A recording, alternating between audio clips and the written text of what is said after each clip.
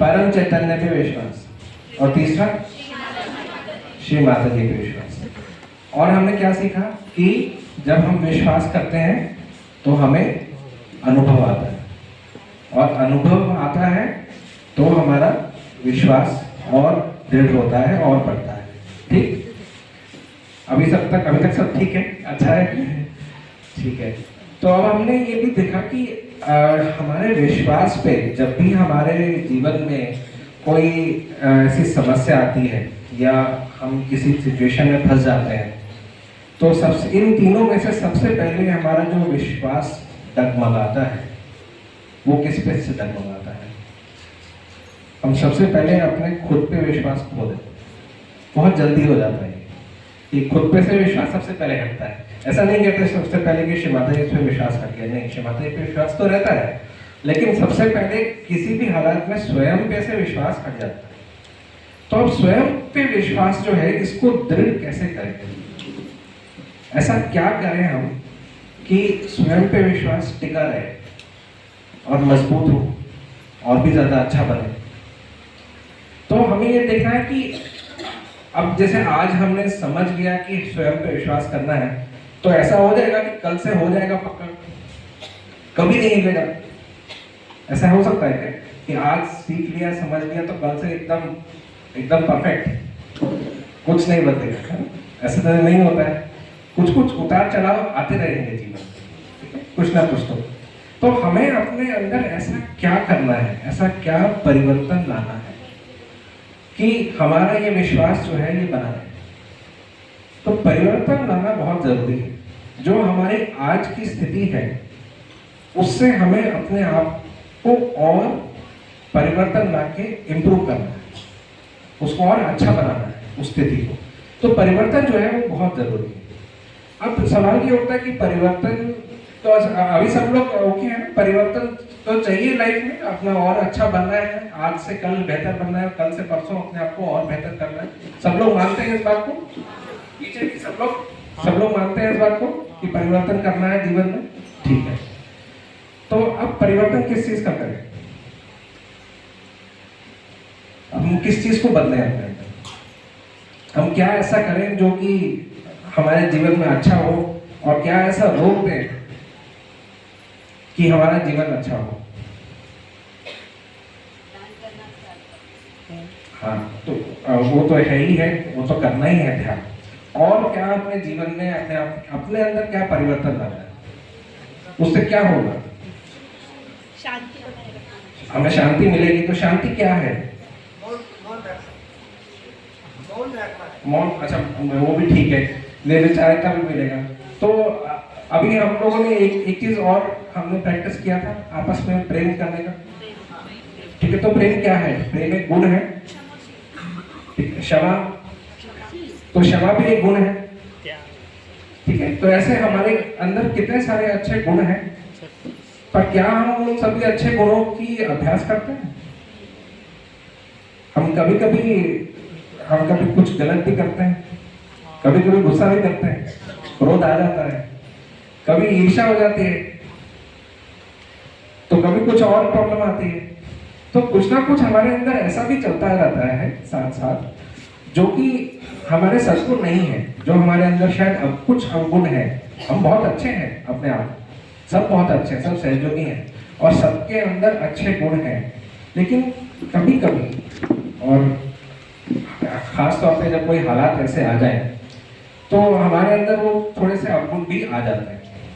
तो हमको पता है हमारे 6 दुश्मन हैं, काम, क्रोध, मोह, लोभ, मद, मत्सर।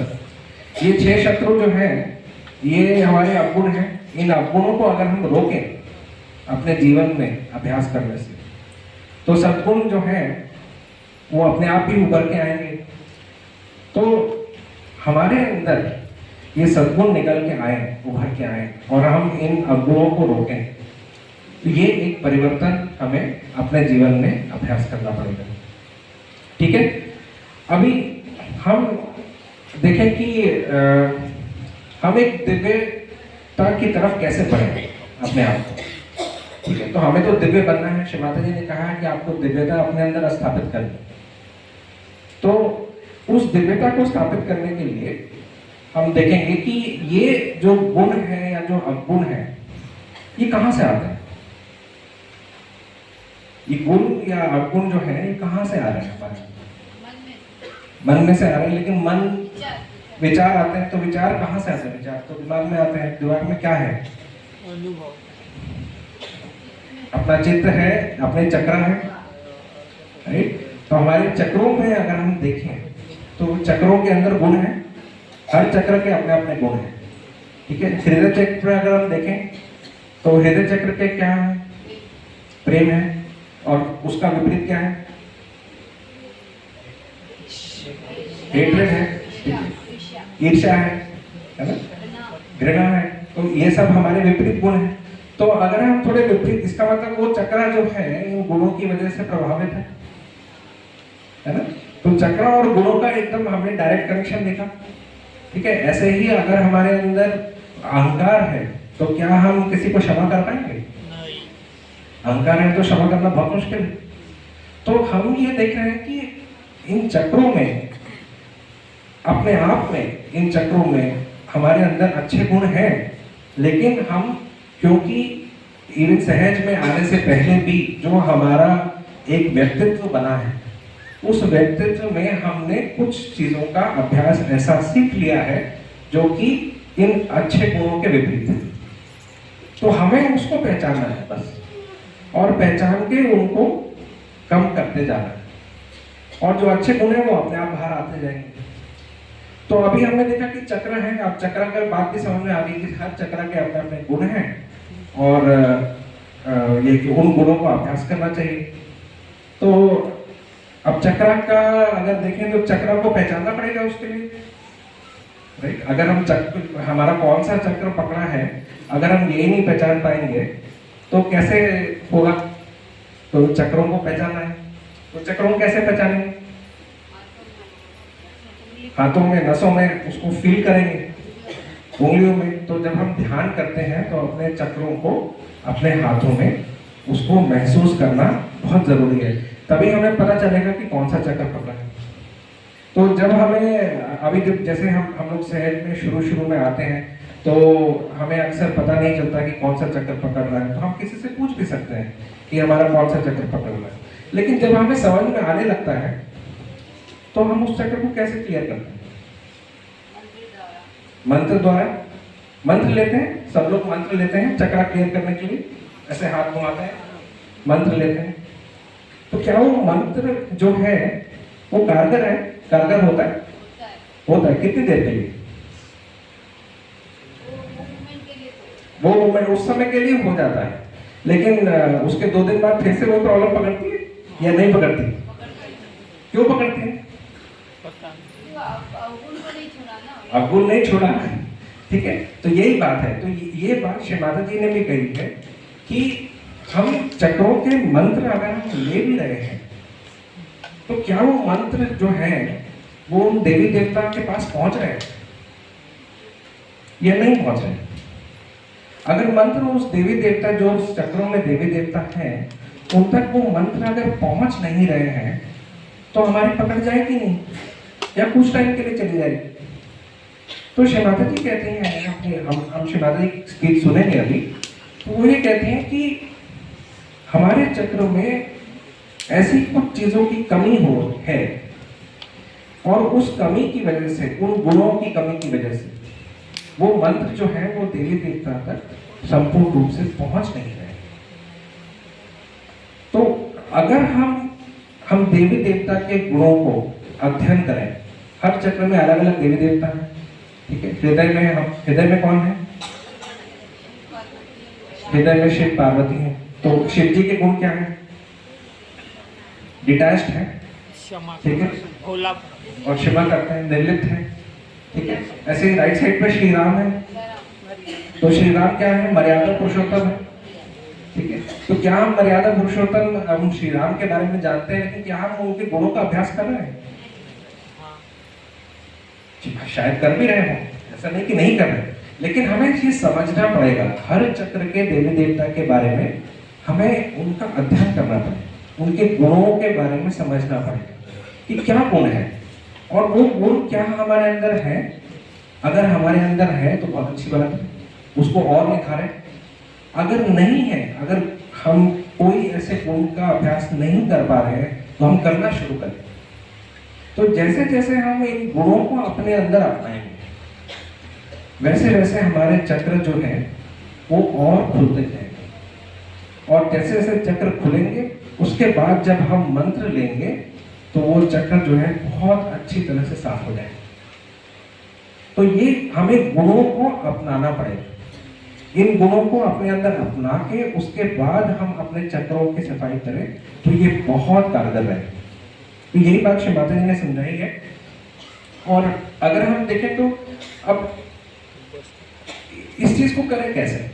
अभी ये सब देवी देवता के गुण की बात हो गई, हमें समझ में आ गया कि हमें अध्ययन करना है, पर ये कहाँ से मिलेगा ये नॉलेज, ये सारा ज्ञान कहाँ है? कोई बता सकता है? ये सारा ज्ञान कहाँ है? श्री माता जी की वीडियोस में। बहुत सिंपल है। श्री माता जी की वीडियोस में अगर हम देखें, हम सब श्री माता जी के वीडियोस में पूजा की स्पीच सुनते हैं। पूजा की स्पीच में श्री माता जी क्या बताते हैं? देवता का गुण बताते हैं। आप देखिए उनकी पूरी स्पीच में अगर हम ध्यान से सुने तो वो उस चक्र के देवी देवता के बारे में, उनका जीवन, उनका अध्ययन, उनके गुण और उन्होंने क्या क्या किया और कैसे उससे हमें लाभ हो सकता है उस गुण से, उनकी स्पीच में सबसे ज्यादा इसी चीज के ऊपर उनका फोकस होता है कि ये चीज ही बताती है वो हर बार कि उनके गुणों को कैसे हम अपने जीवन में उतारें जिससे कि हमारा लाभ। तो श्री माता जी की स्पीचेस में ये सारा ज्ञान है, सभी देवी देवता के बारे में, सभी चक्रों के बारे में, क्या गुण है और कैसे हमें उन्हें अपनाना है, वो सब है। अब सुनने, खाली सुनने से तो कुछ होगा नहीं, हो जाएगा नहीं खाली सुनने से, अभ्यास तो करना पड़ेगा, उसको धारण करना पड़ेगा, उसको अभ्यास करना पड़ेगा। तो अभ्यास अभ्यास अभ्यास ये हमें रोज करना है, ये एक दिन का काम नहीं है। और ऐसे नहीं कि एक दिन में कुछ चेंज कर लिया तो हो जाएगा। हमें अपने व्यक्तित्व के अंदर बदलाव लाना है, परिवर्तन लाना है। और ऐसा नहीं कि खाली खुद को सर्टिफिकेट दे दिया कि जी आ गया परिवर्तन हमारे अंदर तो हो गया जी काम, ऐसा नहीं। आपके अलावा दूसरों को दिखना चाहिए,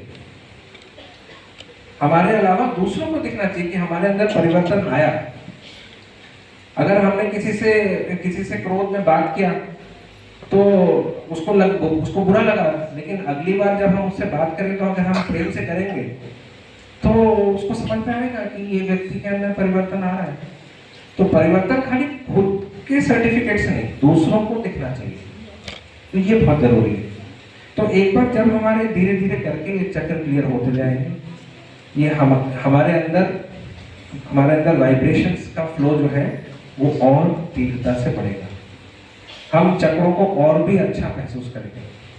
खाली अपने ही चक्रों को नहीं, हम दूसरे के चक्रों को भी बहुत अच्छे से महसूस करेंगे और दूसरों को रियलाइजेशन भी और हम एकदम कारगर रूप से दे पाएंगे। तो यही श्री माता जी हमसे चाहती हैं कि हम अपने जीवन में परिवर्तन लाएं, अच्छे बने, वाइब्रेशंस महसूस करें, अपने चक्रास को ठीक करें, दूसरों के चक्रास को हेल्प करें और दूसरों को रियलाइजेशन दें।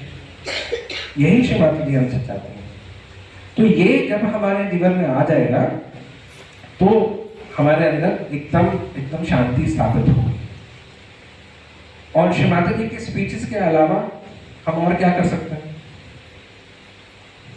आत्मनिरीक्षण कर सकते हैं, खुद को देखें। श्री माता जी के स्पीच से तो एक हमें मिल गया कि वहां से समझेंगे, लेकिन खुद को देखना है। खुद को देखें कि हमारे अंदर क्या ऐसा चीज है जो हम बदलें। और खाली बुरी चीजों को ही नहीं, हम अच्छी चीजों को भी देखें। क्यों हम खाली बुरी चीजों को देखें, अच्छी चीजों को। जैसे हमने स्टार ऑफ लाइफ किया था, उस सितारे पे सबने अच्छे अच्छे गुण लिखे थे, तो उसकी भी एक लिस्ट बनाई, क्यों नहीं, वो उन अच्छे गुणों को भी और निखारें। ठीक है, तो ये हम अगर करेंगे अपने जीवन में तो ये परिवर्तन आएगा। और उसके बाद जो है हमारा विश्वास जो है हमारे व्यक्तित्व के ऊपर और भी ज्यादा दृढ़ होता जाएगा। तो हम इस चीज को ध्यान में रखेंगे और अगर हम देखें तो ये जो चक्रों की स्थिति है, जो ये चक्रों की हमारी स्थिति है, ये हमारे इस जीवन से दूसरे जीवन तक भी जाती है। इन चक्रों की स्थिति एक जीवन से दूसरे जीवन में भी जाती है। तो यही हम चक्रों की स्थिति में जो परिवर्तन है, यही हमारा आध्यात्मिक उत्थान है। यही हमारे जीवन में हम आगे बढ़ते जाएं। तो ये हमें जीवन भर करना है। ठीक है, तो अब हम श्री माता जी की स्पीच सुनेंगे इसी के ऊपर। जय Shri Mata.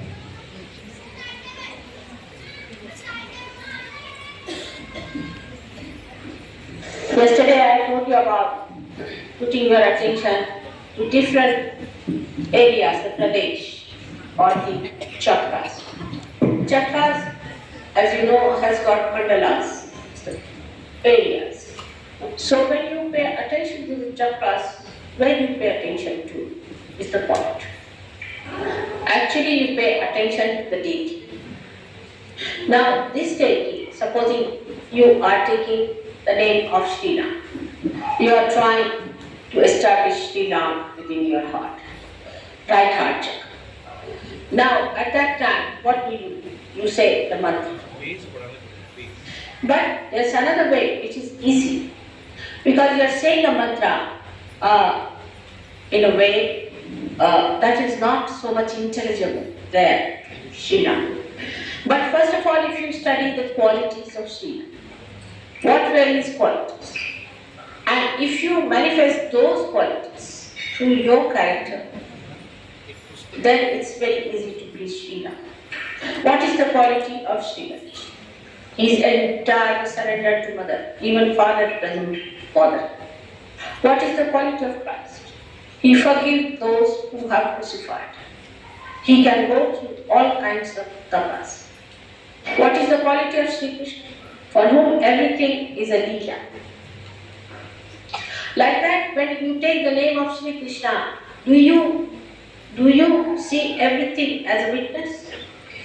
If effortlessly that happens to you, you should know that you have established Sri Krishna. The most difficult thing is to establish. Because I am Mahamaya. And the facets are so many, 16,000 into raised power 1,000. So it's difficult. But whatever things you can grasp, I think this is Mother's quality. Try to imbibe that within yourself. That doesn't mean you start shouting at books first. So first, what is the first quality of Mother? That she came on this earth and she has worked for people who are nowhere near. She stooped down to elevate others. And then gradually you can understand that this quality will take you to higher qualities that you take. So among the 7 colors, to begin with, I am the green color, because I am in the center. Green color is the color that you get it from the Mother Earth. So first you must establish the quality of the Mother Earth. That she sucks up all the problems, gives you the best that she has. Start with the Mother Earth, so you start with the Kundalini. That's how one should start in imbibing the pure Kundalini form of Mother is purity, is cleansing purity. But are you pure? Are you pure in your heart? Just think of that. And then with purity you start.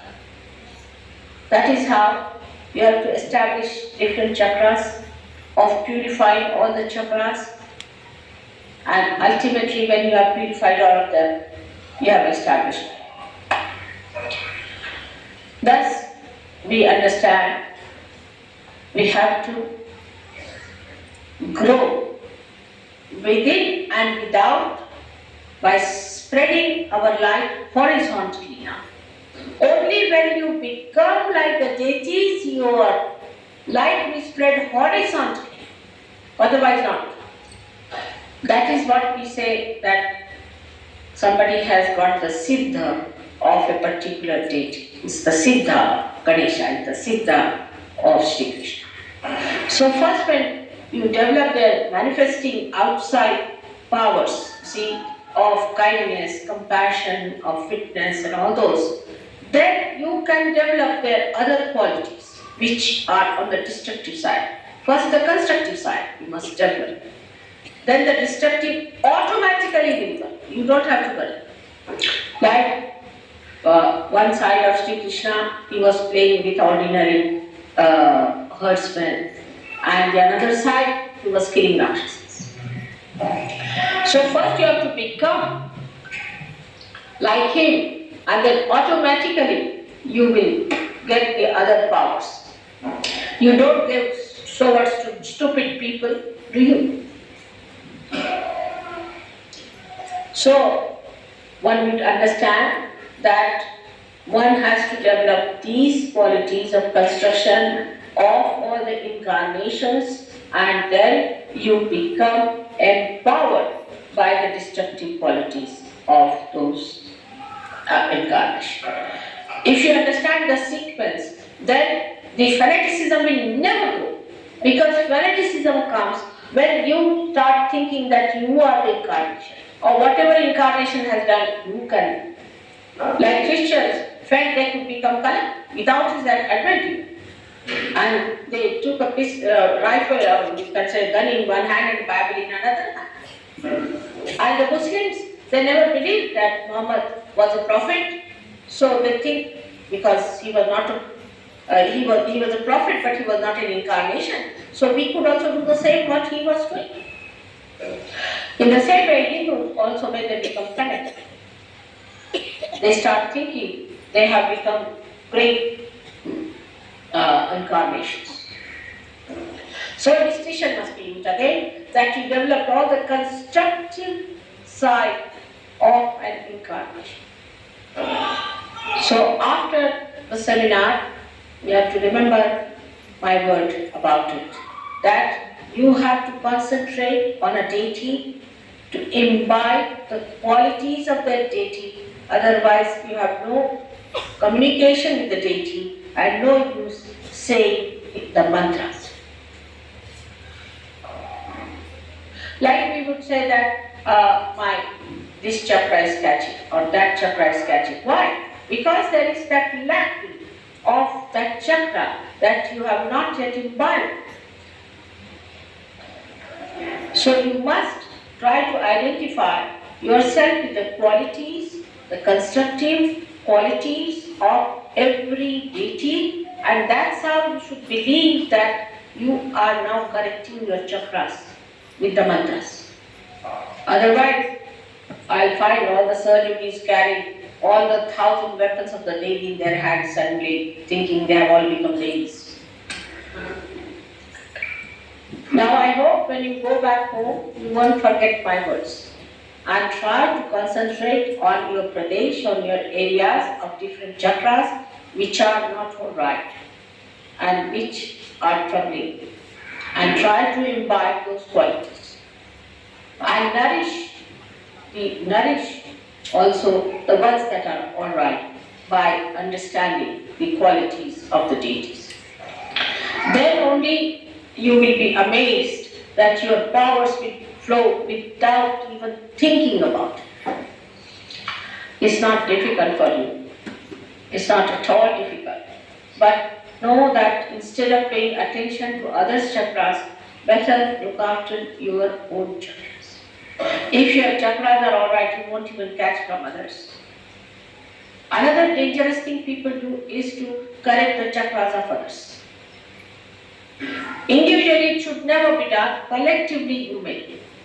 But it's better not to enter into that exercise till you have reached a certain state of confidence. This is for your further movement into the second era of surgery. And I hope I will live to see the second era fully.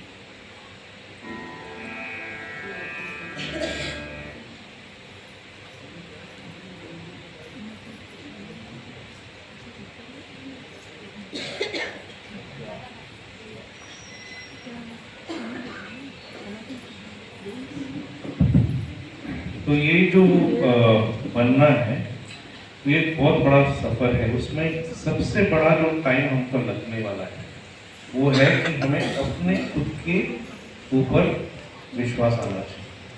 तो उसके लिए हम 2-3 चीज़ें और करेंगे।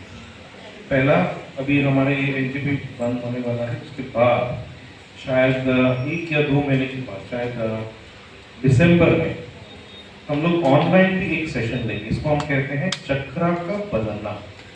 क्योंकि जब तक हमारे चक्र को हम सुधारेंगे नहीं, हमें अपने ऊपर विश्वास आना नामुमकिन है। हमें पहला अपने चक्रों को सुधारना पड़ेगा और उसके लिए पहले हमें अपने आप को पहचानना पड़ेगा कि हमारे चक्र में कहाँ पर तकलीफ है। तो अभी हम एक चाय का ब्रेक अभी लेंगे। जब वापस आएंगे तो कैसे चक्रों को परखना है, चैतन्य को कैसे परखना है,